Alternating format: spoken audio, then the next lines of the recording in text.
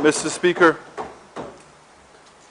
it has taken me 5 years to get to this point, Mr. Speaker, where I believe that my constituency deserves to be put first above everything else. And I'm going to start my rebuttal not to be left out by my other colleagues who have amply displayed what they have been doing in their constituencies over the last 5 years, Mr. Speaker. And I heard a member on the other side try to suggest that these were plans and drawings. But what I saw over the last 3 days, Mr. Speaker, I think that you would join me in saying that these are actual works.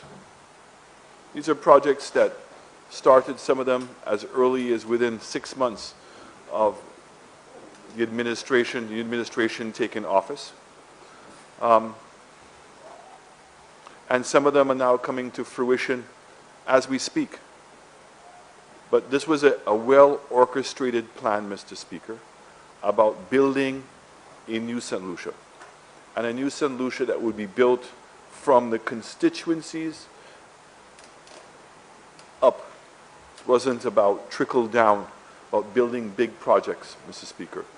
I'm very proud of the fact that despite our best efforts with some of the larger projects, the success that we've seen today has been on the hard work of my cabinet colleagues, as well as the MPs, and also hundreds, if not thousands, of civil servants who bought into this new plan of building a new St. Lucia.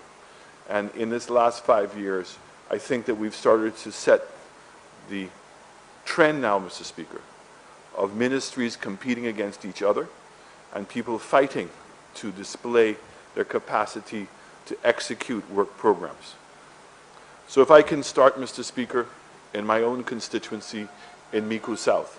You know, earlier today, Mr. Speaker, I try not to respond to a lot of things that I hear on the media, but sometimes when you hear something as egregious as I heard this morning, I was compelled to call the show this morning. That there was a particular host this morning, Mr. Speaker, who tried to indicate and make a comparison between Sir John and Castries East and suggested Sir John had not done anything for his constituency. Mr. Speaker, that is so blatantly disrespectful to a man that we know as the father of our nation.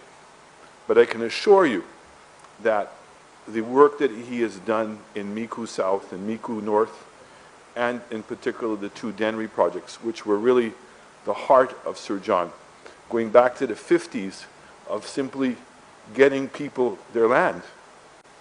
The reason why bananas was called green gold, Mr. Speaker, is because of the genius that Sir John brought to it. And when you drive through the length and the breadth of my constituency, you can see the remnants of his work in the multitude of concrete houses.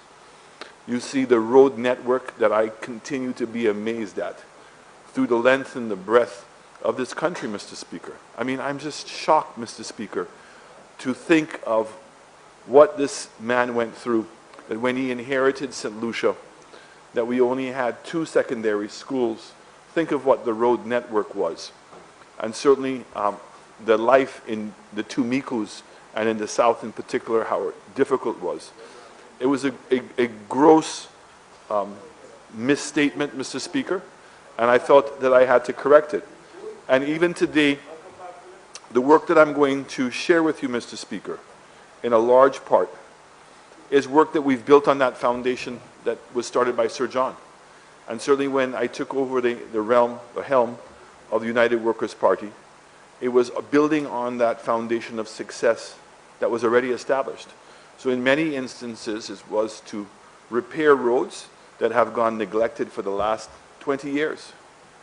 Other than the Dariso Road that Minister King, when he was the Prime Minister, and Guy Joseph, when he was the Minister of Infrastructure, along with Arson James, were able to bring that.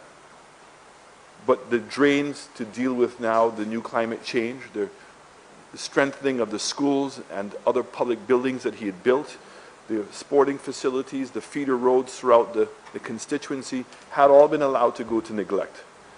So every single year, Mr. Speaker, in fact more than just during Christmas period, we provide hampers to over 300 needy people. And we make sure it is the neediest of the need that are getting these hampers, to make sure that the gift is not just once a year, but multiple times during the year, Mr. Speaker.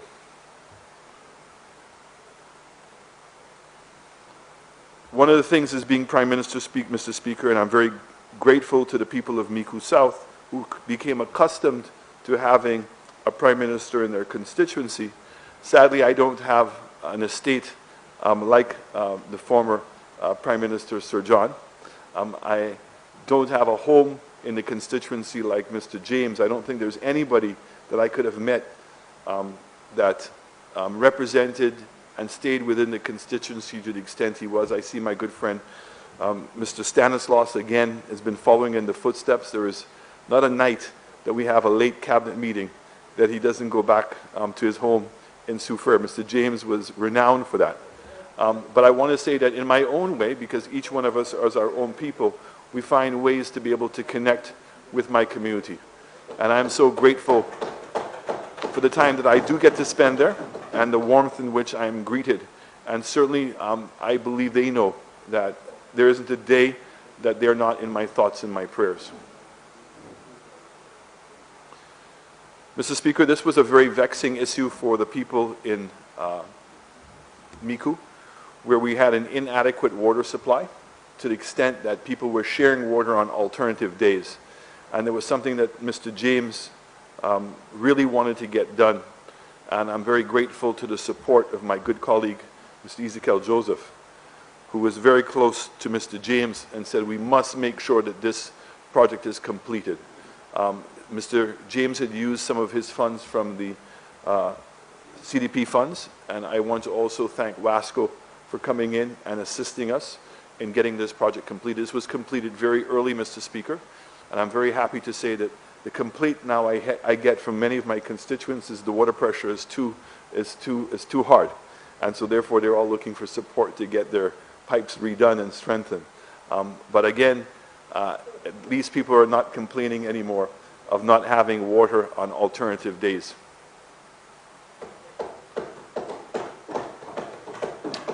Mr. Speaker, this is a project I'm hoping that's going to become the trademark of many of the other constituencies. It's a park that has tennis court, which we're about to put a new flooring on. We've put in a water interaction, which basically is a concrete pad, Mr. Speaker, with water sprouting out so that the kids can go and bathe in it. We've put in benches, we're putting in new trees, we've got Wi-Fi, we've put in the slides, and we've put in a play area. We've also put in a canteen, so again, if persons want to rent the facility for a birthday party or a special occasion, they can do so. It is entirely fenced. So again, as a parent, if you go there and you want to sit and talk to your neighbor and your kids are running around, you don't have to worry as to whether the kids are going to be hit by a car or anything else. It's been completely made child-friendly. This piece of land was being occupied by a very good constituent, Mr. Kent, in our constituency, and he was very gracious, and we were able to move his trucks to a different location and return this as a public facility. Just nearby, we've also just redone the entire road in that area. A lot of the persons who live in that Beauchamp area are persons who've returned from England. I don't think that they've ever expected that the road would have been done, although they were very deserving of the road getting done. So this has been a complete enhancement of that area, and it's something we're looking to roll out in all of the other different constituencies, Mr. Speaker. The Beauchamp housing development, which we did with Invest St. Lucia, over 77 lots were put in. All the lots were bought by, I think by large part, by persons from the constituency. They all have water, electricity, and all the roads have been put in. And in fact, I think three of the houses have already started construction, but all the lots were sold within 2 weeks. And so I'm very grateful to Invest St. Lucia and the Minister, Bradley Felix for his assistance, and the chairman of Invest and the board of Invest and the staff of Invest for taking on this particular project and providing new lots for many of the Mikudians who now want to come back and live in the area. They're seeing the prosperity taking place in the south, and so while there was a huge migration from the south for many years, we're now seeing a lot of people wanting to come back, so we're very excited by this project. Every summer, my mother and my family host summer camps. It started off with 25 kids. I think the last time we did it in 2019, we had almost 90 kids. We were teaching chess and checkers, and my children have also participated in this program and arts program. So again, I want to thank my mother. And I know that many of the kids have really enjoyed their 3-week summer camp and look forward to every year. I'm hoping that we can bring this back very soon after COVID. Like my other constituents, every year we give out electronic devices to the top students who have graduated entering into secondary school. It was an idea that was given to me by my Minister of Education and my neighbor nearby. Thank you very much, Gail, for that. And I know that many of the kids are very, very grateful when we're giving them computers and also giving them printers to accompany them. The rehabilitation of the Dariso Combined School. Again, I want to thank the Ministry of Education for their support on this school. The back part, the roof was completely redone, rooms were redone, and the school was repainted, and many of the bathrooms were upgraded. So again, this has been an enhanced situation, so I'm very, very grateful for their support. I know in meeting with the principal, she's obviously elated with the back annex, with the new roof that's gone on, the new windows, and I know the kids are probably looking forward to getting back into school on Monday. This was an exciting project, which was the Dariso Wellness Center. When I went there, pretty much it was inoperable. The fence had broken down. The nurses, when they were there, were terrified to go out and anybody to stay there by himself. And on many occasions, sadly, the building was being broken into. So we refenced it, and actually I have to thank my minister colleague from agriculture. There was a forestry house on the location, and we rehabilitated the house, and we now allow a constituent to live in the house, and he acts as a security guard, again, when you have the female nurses that are in the area. And it was one of the projects that was included with the British to upgrade it to be a smart facility. So it has backup generators, it has the water tanks, all the air conditions have been done, the security cameras have been put in, and the extra refrigeration put in. So again, very excited, because this is a project that regardless of whether you are Flabo or Labor, everybody benefits from health, education, and roads. Again, the Ministry of Agriculture assisted us. This facility was closed for many, many years, and we were able to get the cocoa fermentary working again. We are working with our cocoa farmers. In fact, I am overdue for a meeting with them to assist in expanding the production of cocoa in our constituency. I think that is one of the significant crops of the future, and because of its climate resilience, has a long ways to go. And I'm very excited by not only this facility, but if you also go to the next slide, the agro-processing facility, which I share with my colleague, Gail Rigobert, and to see the women particularly producing chocolate in that area, branded very well. She's assisted them in that regard, and production has been improving. We're in the process now of upgrading the road to that area, but this is something that we're very excited about. And when we finally do our own tea village in Dariso, at the Dariso Gap, at least we now know we're going to have product to be able for the farmers to be able to sell in those locations.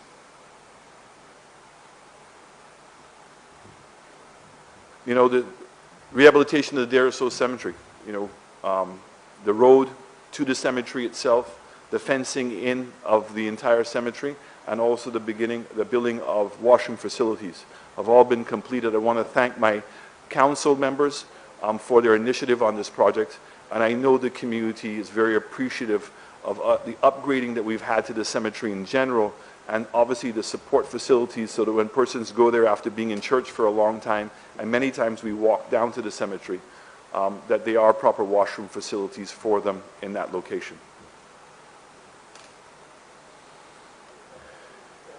I don't know how many miles of drains that we have done in the constituency under the DVRP. And again, as Minister Joseph had articulated, none of these drains were done by any large construction companies. They went out to bid. We assisted many of the smaller contractors to learn how to participate in this. We broke it out into as many pieces, you know, and these are some of the unheralded stories, Mr. Speaker, that sometimes are lost in the detail. I remember after Hurricane Tomas, and many of the backhoe drivers and truck drivers were the ones that cleared the Bardlil. And I remember going there every day, not thinking that we were going to make it through, and being promised within 2 weeks that it would happen. And then when we started negotiating, Minister King, you'll remember, with CDB, and the conditions that they had put for the contracts actually would have made it prohibitive for us to have, or any of the local contractors to have participated. We took a very tough stance and felt that because those St. Lucian contractors had risked their lives at probably the most difficult time to clear it, they deserved to be able to finish it. And the minister fought very hard, along with Minister King, to convince CDB to break it down into smaller sizes. So I want to say that that battle started all the way in 2010 and 2011. And certainly once we've come into office, the minister has done an outstanding job. When the Labour Party came into office, Mr. Speaker, in 2012, there was over $63 million in DVRP that was ready to go because of Hurricane Tomas. And a very large part of that remained unspent.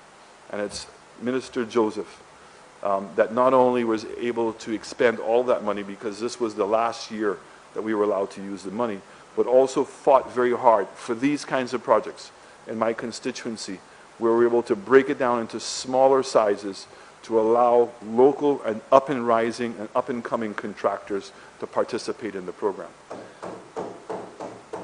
Mr. Speaker, the road rehabilitation is extensive in my constituency, from Duga to La Couville, all the way to T-Rocher. The new road, well, I think we're going to be coming to it. This is some of the housing. So we had 50 or 45 houses, Mr. Speaker, of elderly people.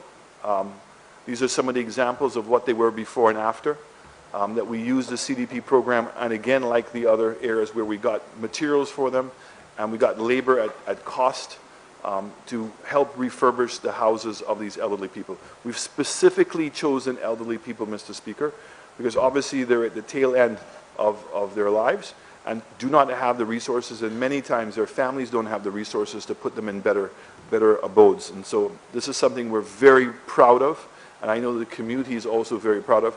This is not something that we go around boasting about, because we really believe in the integrity and the respect and the dignity of many of the people in our constituency. They're very proud people, Mr. Speaker. And next term, one of the things we're really going to be working on now is eliminating the number of pit latrines that we have in our constituency to make sure that persons have proper washroom facilities in their home. The Blasha Community Center, which is also going to be our civil office center. So this is where the district rep and the constituency council's offices will be. This has been dilapidated for many, many, many years. And I know it was a very vexing issue for the persons in Blasha. As the minister indicated, it currently is under construction. I'm hoping that within the next couple of months that the project will be completed, but it's going to be a significant upliftment to the persons in the constituency. It is fully hurricane-proof, and it's also handicap-proof with ramps. So I'm very excited to see the development and the expansion of this community center. The Agile Playing Field, again, I want to thank the constituency council for putting the sidewalk and also building the fence, because the young guys who were playing there were constantly kicking the ball onto the main road.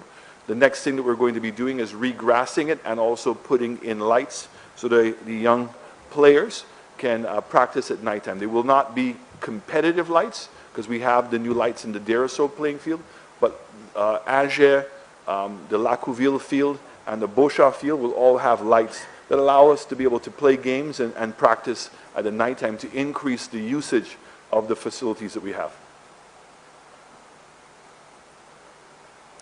This is the gem. As everybody knows, Dariso is known for its football. This is the heart, the nerve center of football in the constituency. I'm very happy that we've now completed the new turf in the location, and we've also now laid down all the wires. I believe the poles, sorry, the lights are here, and we're waiting for the poles to arrive any day now. And next to the facility is also a park. So the park will actually be a fitness park, which will have outdoor gym equipment and also a kids playing area. So as a parent, if you're walking early in the morning and you want to go and work out and you have your child with you, you can take your child can be on the playground and you can be working out. And certainly for the teams in the area, instead of having an indoor gym, we're going to have an outdoor gym. We're also going to be putting in new bleachers and also putting in an area for our vendors. Many of you, if you've been to Dariso to a football match, all the vendors are actually lined up on the street. So we're actually taking them off the street and putting a platform for them. So I'm very excited for us to be able to have our first tournament. I know I've been speaking to several of the ministers in the South for us to have a united football tournament, and I'm looking forward to being able to do that later this year. Hopefully the protocols would allow us to do so.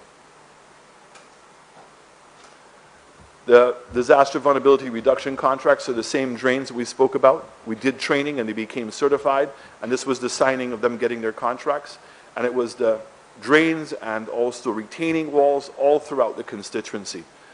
So this was a very exciting project. It was taking place all during COVID. So again, it provided a significant amount of income support for many of the families in the constituency. The sad reality, we gave 140 contracts out during this period. As I keep saying to my constituencies, my constituents have 8,000 constituents. So it's not everybody who could give a contract. But we know that of the 140, that's many families that benefited from it. But also, it's the beginning of a lot of persons getting their own small business up together. You know, I'm often teased in my constituency, and I take it very well, and it's certainly something I have to aspire for, is many of the contractors in my constituency say they want Guy Joseph to come and represent them because of the outstanding job that he does with his contractors in his constituency. But you know, Guy knows that many, many years, persons changed over to the construction business in his constituency. But I certainly, I'm motivated as much as he is in order to be able to do that. So he does an outstanding job in representing the business people from his constituency, and I'm looking forward to following very quickly on his heels. The improving of the community access roads, the Blasha Road, London Road. Those of you who remember me taking with Mr. James, filling in a road with dirt and being ridiculed by my members, my opponents, when they said that they had a special surprise, a special weapon for the constituency, and that they said that that I was fooling the people of the constituency and fooling the people of St. Lucia because I was potholing it, and that everybody knew that when the first rains came that the potholes would go away. So I had made a promise to the persons living on London Road that this is one of the first roads that we would have done. We did this actually road within the first year of being elected, and I know that people are very, very happy. This is, again, some of the roads going throughout the constituency. We're talking about miles and miles of roads, of places that have been neglected for the longest time, in Duga, in Lacouville, and in Tiroche.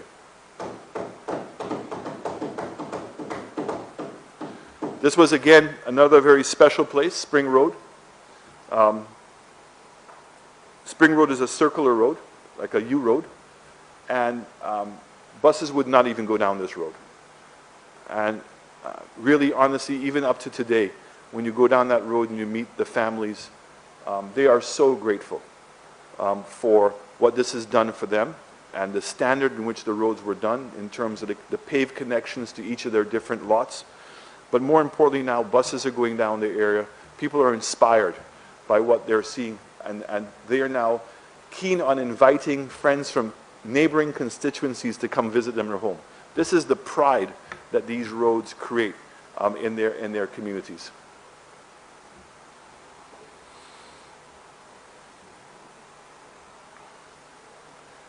In Bosha, many of the communities that have been neglected, Rishba and Rishba 2, they're being done as we speak right now. The Blasha main road, so as you know, we had done the Blasha road up until, the Dariso road up into Blasha, and we now completed it all the way through to Calypso. So again, I want to thank all of the persons living on that road for their patience.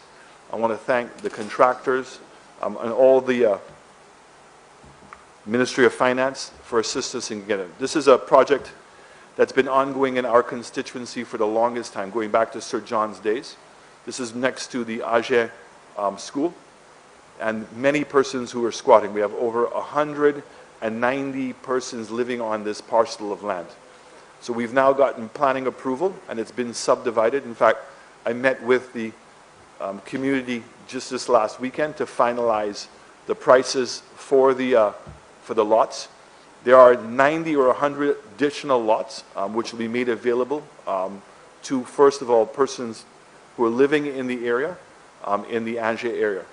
So I'm very excited that within the next couple of weeks, the surveyors would have completed and block and parcel numbers identified, and that's always keeping the community involved, because land is very dear to people's hearts. And again, even though persons have been living on this land informally, this is a huge opportunity for it to be formalized. We're going to be doing a similar project in Bosha, in Wishba as well. Again, I felt it was important because, again, on a conversation where we were talking about the East Castries constituency and some of the difficulties that that constituency has had in reaching its full potential. And I understand, because even for Micoud South, we're not going to reach our full potential unless we develop the South in its entirety. So Vieux Fort and the main city is critical to us being able to keep jobs in the South. And similarly for Castries East. Castries East is a suburb. And Castries Central is critical to the success of that. So I may be taking a different path than the leader of the opposition and the representative from Castries East, and that I've understood that, and that's why we're including the development of Vieux Fort as part of our overall plan. Too many young kids having to migrate up north, either to commute or to live up north, which divides the family and minimizes the resources of the family. So getting Vieux Fort going is important. So the DSH project, the land was there, and I said to the members, it was a tick farm. That's what it was producing. No jobs, no output. And the fact is, we came along, and the part of the land that's being leased is for the horse racing track. And in return for leasing the horse racing track, the developer has taken his own money. I want to repeat that, taken his own money, over $30 million US, to develop a world-class horse racing track that he promised. And has he done that? The answer is yes. He said that he would create a world-class horse race. Did he do that? Well, in December of 2019, he did that. And as we speak today, there's still young people being employed. And my understanding is there are 40 new horses that are going to come in, because some of the other horse racing tracks in the region are struggling. And now we're going to be sending horses here to St. Lucia to house them here. So we know, again, that that project is poised for a significant takeoff. And I have many young men in my constituency, and even some women, who don't want to be in an office job, Mr. Speaker, who like dealing with animals and want to know now the opportunity of participating in the horse race at this level is available to them in here in St. Lucia and are excited about the opportunity of seeing this project succeed. Every time we were having events there, the number of young kids that were volunteering and participating and being there on that day and seeing them all dressed up and being able to get training on how to be tellers. These are new opportunities, Mr. Speaker, that didn't exist.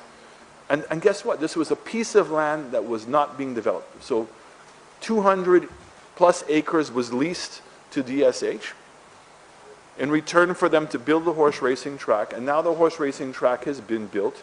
The expansion of the project is continuing. What happened to the project, Mr. Speaker, is very simple. COVID affected China before it affected us. And so the manufacturing plants for those hotels were shut down. They have now been reopened, but demand is so high, we're now trying to get the whole thing back going. But I can assure members, Mr. Speaker, that this project is very much alive and on track. And we're very excited about the expansion opportunities of the university hospital, the small hospital, and the real estate development that's going to be taking place specifically in the old Beau-Saint-Jou. The Beau-Saint-Jou farm has now been moved to Volette. I'm very excited to see the development we have there. The new private jet facility in Vieux Fort has now created new jobs and upgraded how people are being received when they come on private planes, and we've seen a significant uptake in the number of private planes coming into St. Lucia, Mr. Speaker.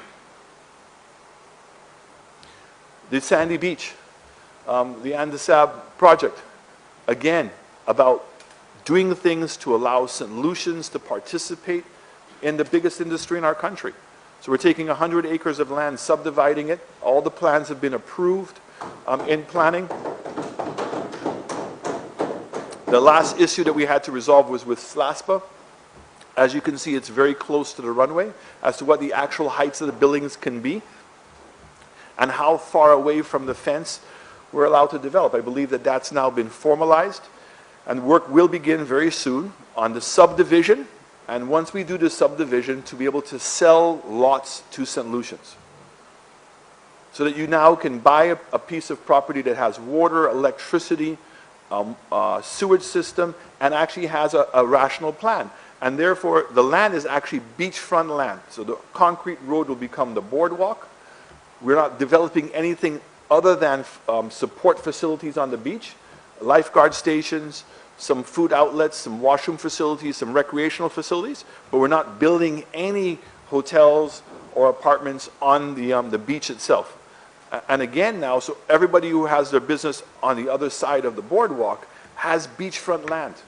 And along with the plans of bringing in a cruise ship terminal into Vieux Fort, this is going to be a significant benefit to local St. Lucians. And the Airbnb projects, the village tourism project that we're doing, all tie in perfectly to what we're currently doing on this location. You know, Mr. Speaker, I heard the members from the opposite side say, oh, the only problem that they had was that they didn't understand the details. It seems to be a recurring theme, Mr. Speaker. I find myself coming to this House and having to repeat ourselves over and over again on basic issues. We had the issue of CIP, if you remember, as to how did it work. We brought documents, we showed where the money was, and yet there was these constant red flags being raised by the members on the opposite side. Ojo's no different. We said from day one, went to see Ojo Labs, which was artificial intelligence, and no leader of the opposition. It's not mind-bending technology. It's commonplace technology that is showing that it has a significant role to play in the world. You see? So, Mr. Speaker, Ojo Labs is very, very simple. This was a building facility that had been empty for 26 years. Let me say that again. The building itself had been empty for 26 years. And Invest St. Lucia spent around $3.5 million, Mr. Speaker, in rehabilitating this facility to become a call center to the standard of Ojo. So when Ojo was starting up in Austin, Texas, they were getting all these incentives, and we were the ones trying to convince them to come to St. Lucia. Luckily for us, the investors in Ojo had actually been in St. Lucia before. and like St. Lucia. In fact, they own property at Sugar Beach. So we said, look, we will outfit the building for you. And what we're going to do is for the first 18 months, we're going to subsidize the salaries. So in the first 6 months of a person coming to be employed at the facility, we will pay $1,000. And for the next year, we'll pay $500 a month. And we would do that for the first 400 employees, and we would only subsidize them for the 18 months. That's it. And Ojo, in return, move their facility here, pay rent on the facility to pay back for the capital costs that we have. And the salaries are from $2,500 to $4,000 plus. So they're paying that difference. So today as we speak, the vast majority of persons who are currently working at Ojo, their entire salary is being paid for by Ojo themselves. And I want to say, Mr. Speaker, there was no call centers in the South. And I never heard the opposition talk about bringing call centers to the South, even though those facilities were sitting there empty. Even though when you looked at the level of unemployment of young people, it was much greater in the South than it was in anywhere else in St. Lucia. But there was never the thought or the idea of doing this. But after being successful with it, if I can see the next photograph, next slide, because of the success of Ojo, all of a sudden, when we brought companies to St. Lucia, we brought them to the South. And we had proof to show them that the young people in the South were capable. And artificial intelligence is a grade up from the call from the BPO services. And so what happened is ITEL BPO came here. And they're excited because now they have a training ground. So persons who are at ITEL BPO can potentially upgrade to Ojo. I say upgrade because some people prefer working at ITEL BPO. And likewise, persons who find Ojo and they may be laid off, now have the opportunity of going to work at ITEL BPO. And ITEL BPO have been so excited because again, this was a building that was dormant for over 26 years. Same deal, put in the capital investment for the building, but this time we didn't have to subsidize the jobs because Ojo was the catalyst to break ground to show that we could make this thing happen in the South. And I'm hoping that the members on the opposite side now who seem to have changed their mind and are now saying, I don't know if it's true because that's what they're saying today, they have a habit of flip-flopping pretty quickly. Today, they're saying that they're not going to close down the labs, but previously they said they were going to shut them down. I get confused sometimes, Mr. Speaker, because sometimes they change so fast, the vacuum, the wind is very disturbing. So, Mr. Speaker, I'm hoping that they're going to be genuine and true to their word this time, Mr. Speaker, that they are, if they do happen to win by hap chance, that they're going to maintain the jobs in the South. But I can say to the young people that it was the United Workers' Party and this administration that created the opportunity. And I'm very proud to say that ITEL BPO started off, Mr. Speaker, with 400 jobs. They have now added another 400, and I'm very, very excited that they have agreed and signed off on a third building in the back, Mr. Speaker, to add another 400 jobs. So between ITEL BPO and Ojo Labs, Mr. Speaker, they're paying salaries in the tune of about $4.5 million a month.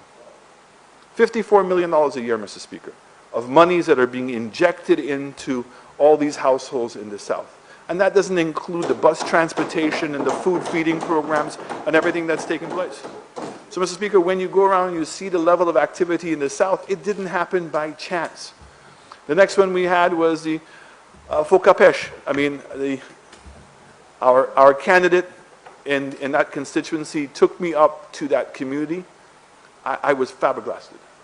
But again, it reminded me very much of what I had seen in Castries East, where you have a problem where persons are suffering in an area, and in this particular area they did not have water in their homes. They had a spring pipe, and instead of trying to bring waters to the households, which is commonplace today, what did they do?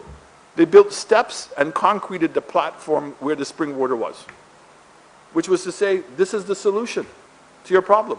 So I'm very happy that Mr. London was very persistent and pushing WASCO and pushing all of the levers of government to make sure that water has now been connected. It has been done so. And I say that because, again, this allegation that, and I'll get to it, the new thing that they're calling, as they call the Belrose Doctrine, right, of which there's no evidence of. The fact is that this government has treated every constituency fairly. There is not a constituency that we have left behind when it comes to education, healthcare, security, or infrastructure. Very focused on making those things happen, and that's a great example. So congratulations, Mr. London. I'm very excited that the new WASCO headquarters for the South is very nearing completion. Designed by St. Lucians, being constructed by St. Lucians, and I think it's going to raise the profile and the standard of the South and really allow the people in the South to know that they matter. The View to Fort Water Supply Project, again, $85 million project of increasing the water production from 1 million gallons a day to 4.5 million gallons a day. And I've been seeing work going on every day in putting new pipes to Labrie, View Fort North, and View Fort South. And again, these are projects that have been ongoing during this COVID period in which people are getting jobs for construction, jobs for transportation, and are pumping money into the constituency. I mean, go ahead.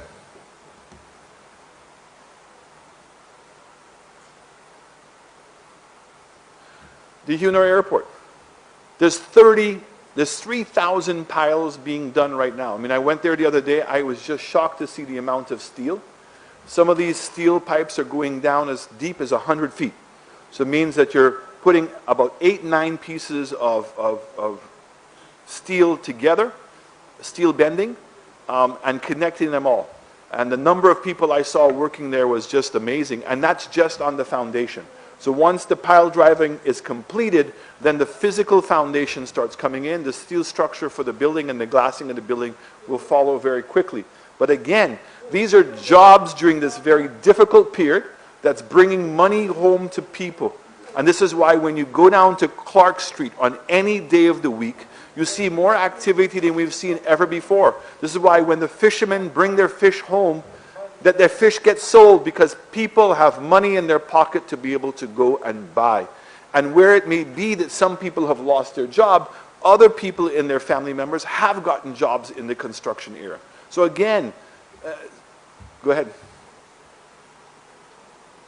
St. Jude's.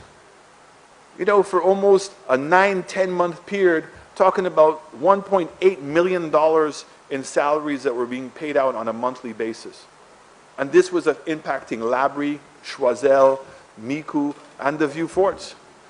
But again, you know, when you go and you physically walk, and hopefully the minister takes up the minister's offer and has the technical meeting in terms of reviewing, I don't know how you go and have a site inspection without actually going and understanding the entire project in its, as how we got there. So it's good to know from the fire the decisions that are made. Then when the new government came in, the decisions that were made, and when our new government came in, the decisions were made. Let's put it all on the table and review it. It's to the benefit of everybody to do that. But this is a world-class hospital that's not just going to meet the needs of the South today, but is being built in anticipation of an airport that is 3 times the size of what we currently have, with the ambition of having a cruise ship home port that's going to be there, to convert the old building into a university facility, with the expansion of the DSH project, the expansion of the Sandy Beach project. You have to build for the future. And it's real.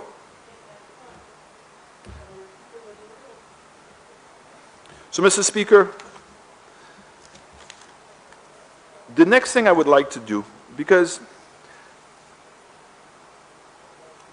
you hear things, and I know that the general public must be confused sometimes when they hear some of these things, because some persons can be very convincing. Particularly my very dear friend, I don't know what I've done to him these days, my dear friend from Castries South, who gave a very emotional yeah, bitter kind of presentation. And I think that he's a lot better than that. And then I was very shocked this morning, this morning, when I heard the leader of the opposition repeat some of this stuff.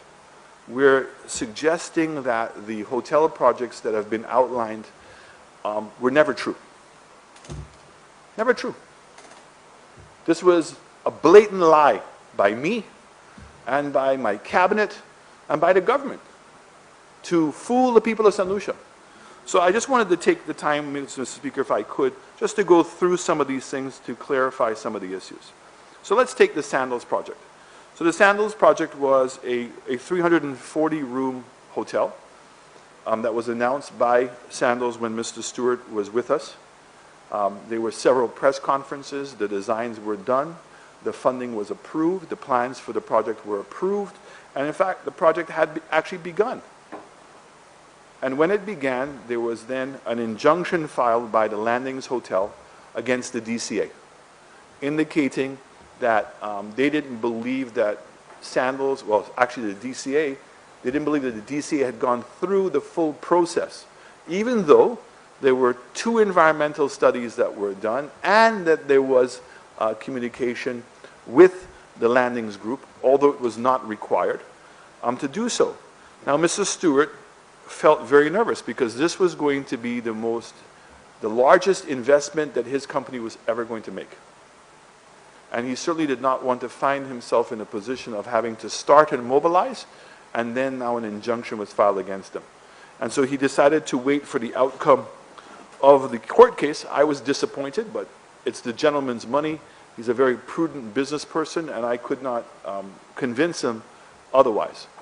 Well, the government won the case, and immediately upon winning the case, Landings now have filed an appeal on the case. So the project was held up. Is it the government's fault? Is it that it was not a real project? Is it that the Sandals, I want to ask, did Sandals not own the land? Was it fake that they had planning approval? Was it fake that I met the bankers who would approve the loans? Is it fake that they mobilized? I say not. And certainly even now with the passing of Mr. Stewart, and in speaking to his son Adam, they've indicated that they are interested in continuing the project, and they will be reverting back to me within the next couple of days to announce how they intend to proceed with the project. And I'm very excited, told them that we would have our full support on that project. The Rex project. We came in, the gentleman, Mr. Karaya, and his wife died, and his lands went into a trust. I think that the member from the opposite side would know that. And the trust had a squabble internally because the sons and the daughters were fighting with the trust as to who really retained control. That was finally settled in court, and the trust now took over the project. The trust decided, after discussions with the government, because we felt that the standard of the hotel that was there was not in keeping with the standard and the quality of the piece of property. And remember that that land is entirely on Queen's Chain. There's no freehold in that location. So the Royal St. Lucian, the Rex, and the Papillon are all on Queen's Chain.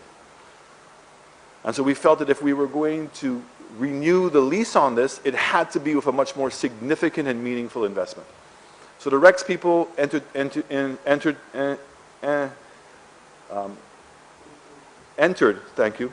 into a discussion with Hilton Hotels, and a design with Hilton was completed, and they were in the process of submitting their plans. Very soon after that, the trust was approached by the Royalton Group, which is owned Sunwing, and Sunwing decided to now go into partnership with Rex, not only in St. Lucia, but in the entire Caribbean, because they have properties in Grenada, they have properties in Antigua, and also in Tobago, and make all those things happen. And I think yesterday the Minister of Tourism read and distributed a letter from Marriott. So what has happened now is Marriott has gone into partnership with Sunwing. And so they've decided now not to do a Royalton or Sunwing brand there, and they've decided to do a Marriott brand. So we did receive a letter from the head of development for Marriott confirming that and indicating that very shortly they will be making a decision on the selection of the brand for that property, and we hope we can get it done. So is this fake? Was this untrue? Was the government lying in any way? Were there several times we felt that we were on the verge of getting a project off the ground? The answer is yes. But things happen. And that's why I said as a leader, you have to adapt. Point Seraphin. We had a Bulgarian company here. In fact, the members on the opposite side ones who brought the Bulgarian company here to St. Lucia. And the Bulgarian company were going to do two projects, the Sabosha project as well as Point Seraphin. And as the project was about to begin, plans were being approved, the Bulgarian company got involved and embroiled into a major investigation in Bulgaria, that there was allegations of money laundering, there was allegations that they were involved in killing a journalist. So after a period of time, Mr. Speaker, the Bulgarian company had been cleared, both of the killing as well as the money laundering. But sadly, the reputation is there, and some of our indigenous banks have refused to give them a bank account in order to be able to get the projects off the ground. The Bulgarian company, being very mindful of their commitment to St. Lucia, agreed to bring in a new company to take over the Sabosha project. And they did so.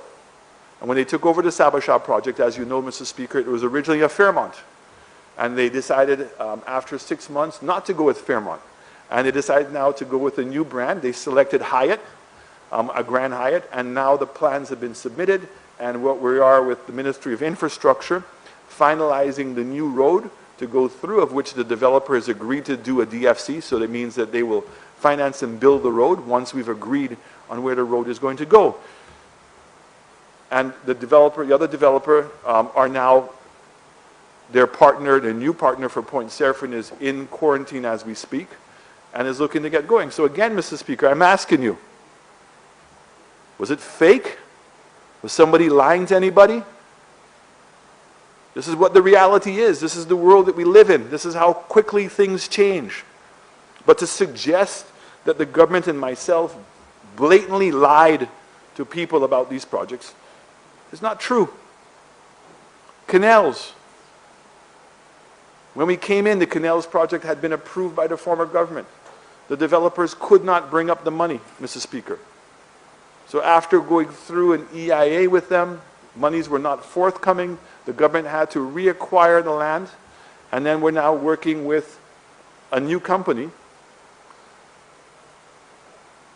to develop it. So, Mr. Speaker, Canals is now in an advanced stage. The plans were approved. When the construction was about to start, my good friends at National Trust again brought up this issue about archaeological artifacts there. A separate independent entity was brought in from Martinique. I believe Invest St. Lucia were the ones to help facilitate that. And a new protocol was put in place, but no artifacts were found after they did, I think it was about 80 or 90 different drill pits. It could be more. And a protocol was established that if in fact they do find anything, they would be able to take care of that. Honorable Prime Minister, I must indicate to you at this time, although I did not indicate earlier, that you are running out of time and you should be wrapping up. Good night. Half an hour.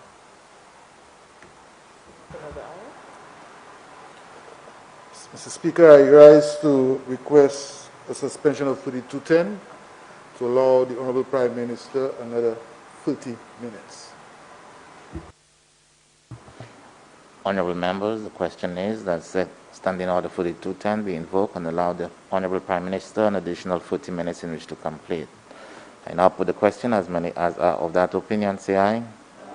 As many as were contrary opinion say no. I think the ayes have it. The ayes have it. Thank you, Mr. Speaker, and thank you, colleagues. Shock. All the monies have been paid for the land. All plans have been submitted. Sadly, Mr. Speaker, with COVID, one of the partners, which is a huge investor out of Mexico and the Dominican Republic, clearly those destinations have been impacted significantly. And also with Hyatt, they've agreed to wait until they can start seeing something happening with COVID. They can have better projections But they've indicated to me as soon as they have gotten through those hurdles that they will proceed. Was that fake, Mr. Speaker? Honorable Prime Minister, just give me a second. I know the time is fast approaching. I know member has to leave. Before you leave, the Parliament had in fact, the member for Vieux North is not there, but in honor of member for Vieux North, yourself, member for Castries South East, member for Soufrière, and member for Babonneau, the Parliament staff had decided to celebrate your birthdays, though belated, with a cake. So on your way out, honorable member, you could surely cut the cake and leave for the other members. Continue, Honorable Prime Minister. Thank you, Mr. Speaker. Again, DSH and also the cruise ship terminal, we're in constant contact with Carnival, Royal Caribbean, and MSC. I can assure you all the technical studies are still being worked upon, and we are still committed and moving forward because we believe that this is a project that makes a lot of sense, and so do the developers and the investors. So, Mr. Speaker, we believed in these projects enough that, again, even in the projections for the 2019 budget, they were there, like were some of our road projects. But again, in the times that we are, it's very difficult to anticipate some of the hurdles that are going to be thrown at you along the way. And so we want to make sure that we can do that. So, Mr. Speaker, I want to assure members on the other side, but more importantly, I want to assure the general public of St. Lucia that these are real projects. These are real people and real investors. And I'm not going to sit here and get into the debate as to whether the opposition should have been threatening investors, whether they should come to St. Lucia, and what they would do to them if they get into office. Those are things that we have to work through, and we continue to work through, and it's all part of the life cycle of getting projects off the ground. But this government remains committed. The developers and investors know that this government is sincere and that we are people of our word, and we attempt to try to get the best deal for St. Lucia and ultimately for the people of this country. You know, Mr. Speaker, another thing that keeps coming up, I see that they can't help themselves, is this whole idea of FFF. You know, as if this is some novel thing. And you know, the members on the opposite side, Mr. Speaker, believe that you can just come up with slogans and somehow that's going to carry weight. And it's the hypocrisy, Mr. Speaker, I have to tell you, that the members on the other side continue to display. I mean, this is the same party that had the Jafali affair. Who was he? A Saudi Arabian billionaire who was getting divorced. And they decided to give him a diplomatic passport. And it wasn't me saying that. That's the courts that said that. The British courts. And all the evidence is there to support that. To give him a diplomatic passport in order for him to be protected against his wife who was taking him to court. How did that benefit the people of St. Lucia? We still can't get to the bottom of it. Why would they have done that? Did they decide now that the cause was going to be divorced men? They feel that they were being aggrieved and somehow they had to come to their rescue? What's the logic? Robert Ainsworth, a person that nobody in St. Lucia even met, and you gave him 3,000 acres of land. You approved all of his incentives. You allowed him to get CIP. You even allowed him, Mr. Speaker, to get the rights to mining the land that he was going to buy. It's in the letter. It's in the letter. You approved it on the condition that he bought the land. So it means that before he bought the land, he knew that he was already going to get the incentives. He had it in a document. So, Mr. Speaker, I don't understand. So isn't Robert Ainsworth a foreigner? Who is he? You can't even find him online. Oh, he must be. Okay, he's from Castries East, I'm being told. Greinberg. Where's Greinberg? Who is he? How is he connected to St. Lucia? Why is it the former Prime Minister would just go and sign a document and give him the rights to mine the seabed of our country without going, he never went to his cabinet colleagues? Did his cabinet colleagues ever say, Prime Minister, we're going to rebuke you because you didn't do that? I don't think I've ever heard anybody say to Dr. Kenny Anthony, that he did something wrong by a member of his party. They all stay moo-moo. Rochamel. Why would they do it? Was he not foreigners? How did it benefit St. Lucia? Where did the $30 million go? Robert Lindquist. Why would you secretly do this deal where you contract this person to do a forensic audit? You spend $1 million on this audit. Nobody in St. Lucia knew about it. Senior civil servants did things that I still have to scratch my head and ask myself, what was going on? So what? It's only when United Workers' Party is in office that we have to work with foreigners that becomes a bad thing. But when you're in office and you have to work with foreigners, it's okay. Yet, one of the leading authorities on economic development, Sir Arthur Lewis, wrote a whole paper on what? Development by investment. Invitation by investment, same thing. So to do what? Bring foreign and direct investment to help expand the capacity of your country. And Mr. Speaker, you know, when we now talk about Cabot, and again, it's okay for the surrogates of a political party to say things, but when you hear the leader of that party espouse the same nonsense, I'm perplexed. I get worried. So this simplicity idea of Cabot, that somehow NIC should have not made the loan, that the Cabot company should have not been able to allow to develop the site, and instead we should have created a consortium of people to do what? To put the infrastructure in 400 acres of land. Cabot is going to spend over $250 million in investment. You really believe that NIC would have done that? NIC would have been able to get Ben Crenshaw to come and build a golf course? So, and even this idea that they're saying, well, they bought the land at $2.50 a square foot and people are buying the land for $300. Is it apples to apples? Are people coming down and buying the same land in the same condition as the $2.50? No! They're buying the land because there is a golf course being developed, because there's roads and sewage, and the reputation of what is being done. And they're also building the homes. I mean, Mr. Speaker, the naivety is unbelievable. And that naivety is no different, Mr. Speaker.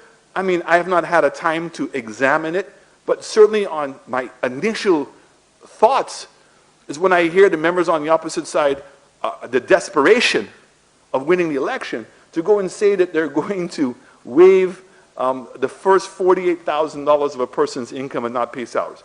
On a very quick calculation, that's somewhere between $60 million that they're going to give up. 60 million. 60 million. And I don't understand.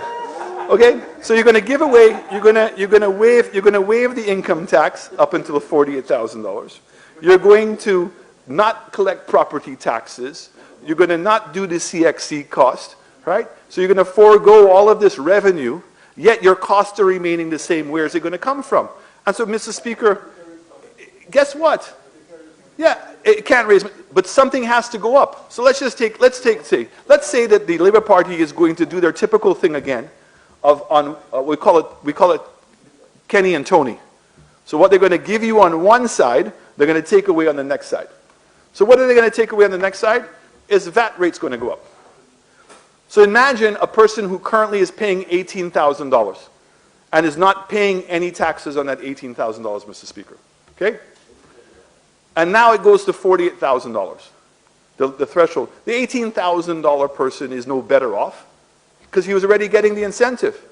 And if you now turn around and you increase the VAT rate, they're going to be worse off. There's no free lunch in this, Mr. Speaker. The operating cost of this government, I keep on saying, 3 cost centers mainly. Payroll, $540 million a year. $300 million a year in interest payments and principal payments. And $400 million on basic operations. It doesn't include all the other stuff. You know, so when the member wants to go and start talking numbers, I sit there and I ran the numbers. Current revenue in 2014-15 was $915 million. In 18-19 was 1.15 million. And in 2021, it went back to 890. So to Minister's point, imagine with COVID, we were only $25 million short of what their current revenue was.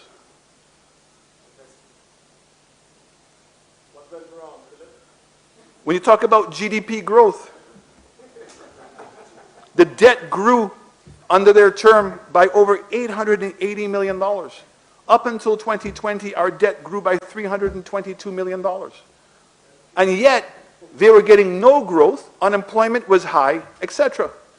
And even the simplicity of which the member on the opposite side, the leader of the opposition, took the juxtaposed position I said is, imagine if you had COVID in 2014-15, what would have happened? Well, he needs to understand that when he started in 2014 and 15, his revenue was only $915 million. When we started in 2019, we had $1.155 million. So he's starting at a lower position. His unemployment was already at 25%. His youth unemployment was already at 44%. And to his own admission, Mr. Speaker, they couldn't borrow any money.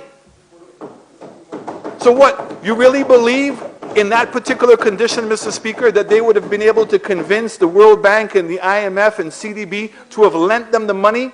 No, they wouldn't have. They didn't do to everybody. No. Dominica's debt had been forgiven, and their debt to GDP when they got the money was substantially lower. Yours was not. You, to your own admission, Mr. Speaker, your Minister of Finance said our house was not in order. That is why they couldn't lend us the money. Our house was not in financial order. That is what the problem is. So all of a sudden to come and say that you would have gotten $20 million and that this is how you're going to spend the money. Mr. Speaker, I mean, have they lost it? To come here and try to fool people and say to the people of St. Lucia, the only amount of money that we spent was $9 million. Really? Mr. Speaker, let me get the number here.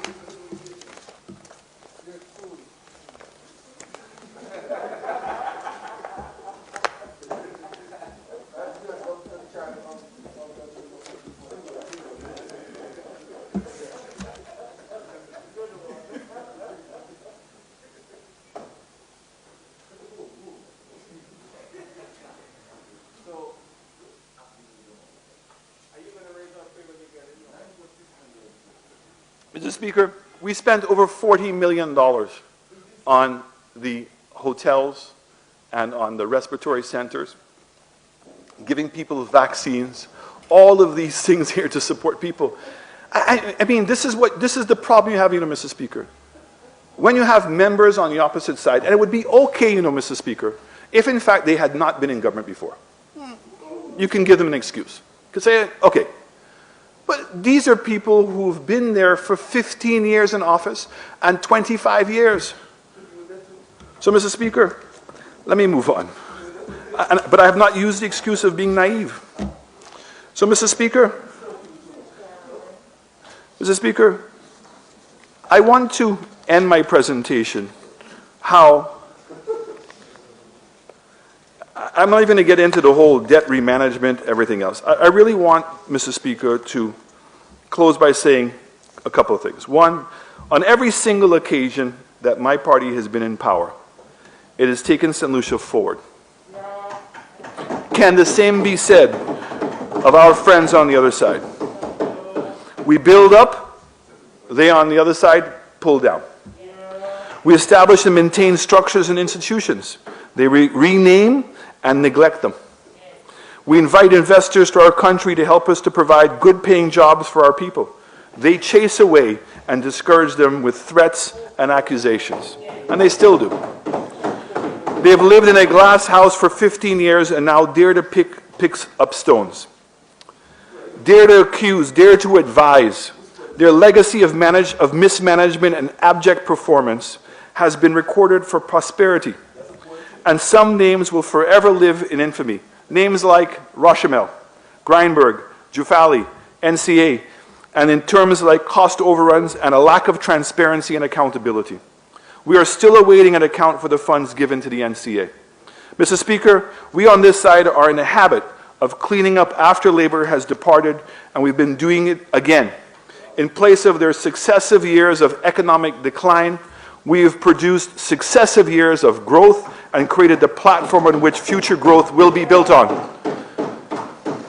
Cabot's early settlement with NIC, what it means is losses to St. Lucia, but they don't see it that way.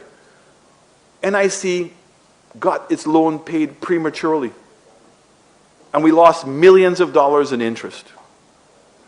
In fact, almost 1/4 of the money that NIC put into income support could have been recovered on that one loan by itself.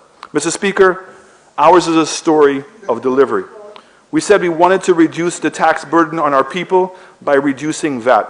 We did so. We created revenue streams that would help us fund large-scale investments, and they are so necessary in this country. We said that we needed to stimulate real growth and reduce unemployment. And prior to COVID, we had done just that. We said that the key sectors of our economy had to be modernized and rebuilt, and we continue to walk along that path. Mr. Speaker, we've had a productive 5 years and have not wasted our time in office. We are workers. Our vision remains focused on a sense of urgency and a recommitment to continue to build the new St. Lucia that we set out to do from the onset of our administration. If anyone has wasted the last 5 years, Mr. Speaker, it is clearly the opposition, which has repeatedly failed to comply with the norms of parliamentary decorum expected of Her Majesty's loyal opposition. One has only to take a look at their performance in this Honourable House since 2016. On every occasion, at the opening of Parliament, they have chosen to disrespect the office of the head of the state by walking out during the delivery of the throne speech. Even when His Excellency delivers his speech via Zoom, Mr. Speaker, they still show their disrespect. How utterly ridiculous. Have we ever seen anything so pathetic, immature, and devoid of substance? Is that the behavior of a party that is ready to assume the leadership of St. Lucia? Really? Contrary to their repeated claims of two St. Lucia and some kind of dualism in our country, we have pursued and promoted policies based on the inclusivity in which all St. Lucians are able to benefit. Mr. Speaker, I stand in support of the appropriations bill. I believe that the members on my side have put a very powerful case, and I think that the display and the presentations that they've all made, not only in their constituencies, but of the work that they have done in their ministries, is commendable. And as I've indicated, Mr. Speaker, the true tale here, the true litmus test of what we've achieved is the ability to have absorbed COVID. And while there are people who are suffering in our country, there is no doubt about that, Mr. Speaker. I think that if in fact it had not been for this government, United Workers' Party, and our ability to have moved fast, to be inclusive in our approach, and with the level of confidence that people have in us, that many more people would have suffered and the situation would have been substantially worse. We are still not out of the woods. We have a lot of work to do, Mr. Speaker. This budget is just a continuation of the journey. And I want to say to all my fellow St. Lucians, let's keep working.